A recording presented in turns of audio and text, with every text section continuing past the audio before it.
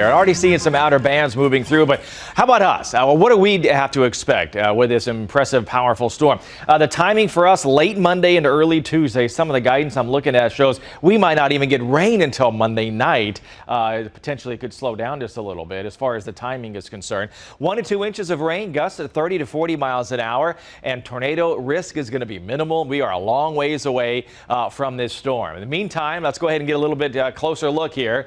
There you see Key West. Some of the outer bands hitting there. Miami getting some very heavy downpours of rain. You can see that just starting to come in just south of Miami. Again, these are the outer bands. The center of circulation is now skirting along Cuba, interacting with the landmass there. That's why it's weakened just a little bit. But the seas are really going to be impressive. Look at this. As we go through overnight tonight into the day tomorrow, the seas will come up.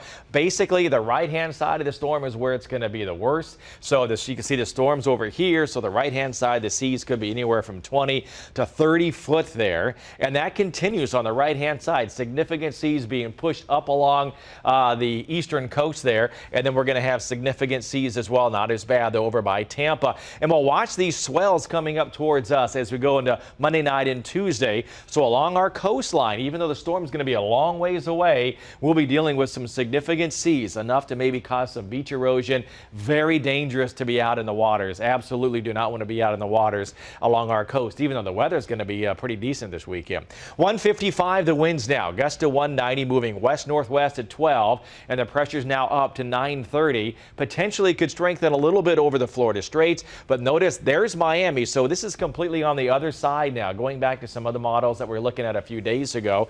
And then heading up towards Tampa. That's a rarity. Tampa typically doesn't get a direct impact like this. And then it continues on, and then look at this sharp bend out to the west. I mean, completely away from us right now. The farther away it is, the better for us. Our mountains will have some effects there. Could be dealing with some flooding. But typically our storms go along the coast and out to sea. But there's a strong high coming in. It's basically going to block this storm, and it's going to steer it basically out to the west, away from us. We will catch some of the outer bands.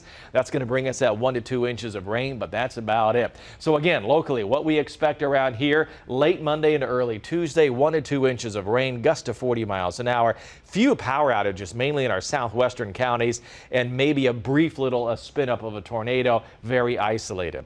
This is Jose. Look at this storm. Another Category 4 storm. And the islands, Barbuda, that were just completely decimated, are right here. They're going to be dealing with another Category 4 storm, which is moving west-northwest at 13 miles an hour. The difference, more of a northern track to this one. Then it's going to move up into open waters and drift and start moving away. Likely this will not be any impact to the U.S. whatsoever, thank goodness, but we'll keep an eye on it anyway. Meantime, back to